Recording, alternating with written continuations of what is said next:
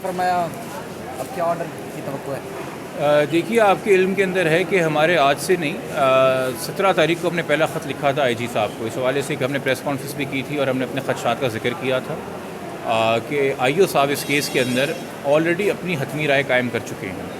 और हमारे लिए तशवीश ज़्यादा बढ़ गई कि जब फर्दर इन्वेस्टिगेशन का ऑर्डर होने के बाद जब अदालत ने ये बेहतर समझा कि इस केस में मज़ीद सबूत इकट्ठे किए जाएँ, तो आप ख़ुद सबसे पहले इस बात के गवाह हैं कि आपके सामने खड़े होकर आईओ साहब ने फरमाया कि जी ये केस तो ख़त्म हो चुका है और किडनैपिंग का केस बनता नहीं है और बच्ची की स्टेटमेंट काफ़ी है। फिर आपके पास वह है कि जब आईओ साहब 29 तारीख को मेडिकल बोर्ड के सामने पेश हुए हैं और उन्होंने कहा कि जी मैं बच्ची को प्रोड्यूस करूँगा, तो उसके बाद भी निकल के उन्होंने ख़ुद मीडिया से बाहर बात की, मीडिया को एड्रेस किया और बतौर पार्टी एक तरीके से वो केस में बन गए हैं और फिर से वो दे रहे हैं कि जी ये केस बनता नहीं है, बच्ची की स्टेटमेंट काफ़ी है। तो या तो आईओ साहब किडनैपिंग का लॉ है उसको वाकिफ़ नहीं है कि उसमें उम्र तय करती है कि बच्ची की कंसेंट होगी कि नहीं और बच्ची की स्टेटमेंट को आपने पढ़ना है कि नहीं।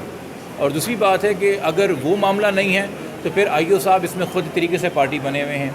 कागज़ी कार्रवाई पूरी करना, यहाँ से होम डिपार्टमेंट से पंजाब के होम डिपार्टमेंट रब्ता करना, लाहौर जाके बच्ची को प्रोड्यूस करना, ये प्रोसीजर रिक्वायरमेंट सारी हैं जो पूरी हो रही हैं। बट एक इन्वेस्टिगेटिंग माइंड जो है वो तमाम एंगल से सवाल करता है, इंक्वायरी करता है और हमें नहीं नज़र आता कि अगर ये दोबारा बच्ची रिकवर भी करके मेडिकल बोर्ड के सामने पेश भी करते हैं, इसमें बहुत सारे और ऑफेंसेस का तयन होना है,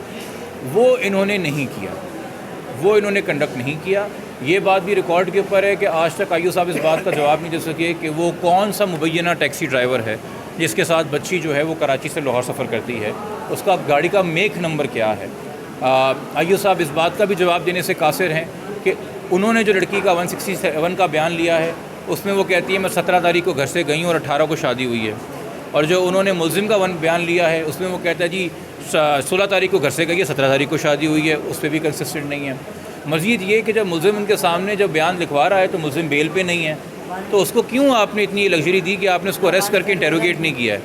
और आप इसको एज अ सस्पेक्ट आपने 161 का बयान लिया, उसको आपने रवाना कर दिया और अब आप दोबारा उसको ढूंढने निकले हुए हैं। आपने अगर उसको उस वक्त अरेस्ट किया होता, उसने बेल अप्लाई की होती, वो मरकज़ी मुलजिम है केस का, अकॉर्डिंगली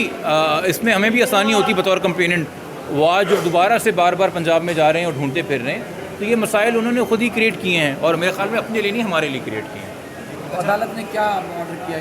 क्या कहा? अदालत ने कहा जी वो लेट आवर्स में फ़ैसला करेगी इस हवाले से कि उनका क्या मौक़िफ़ है। प्रोसिक्यूशन ने क्या कहा? प्रोसिक्यूशन ने कहा है कि जी उनको एतराज़ नहीं है, उनका मौक़िफ़ था और हम शुक्रगुज़ार हैं प्रोसिक्यूशन के कि उन्होंने कहा कि जी इस केस में मुद्दई की सेटिस्फैक्शन पूरी होनी चाहिए। तो अगर मुद्दई का मौक़िफ़ है और वो सेटिस्फाइड नहीं है तो हमें एतराज़ नहीं है कि अगर इसमें आयु तब्दील किया जाए। Thank you sir, thank you.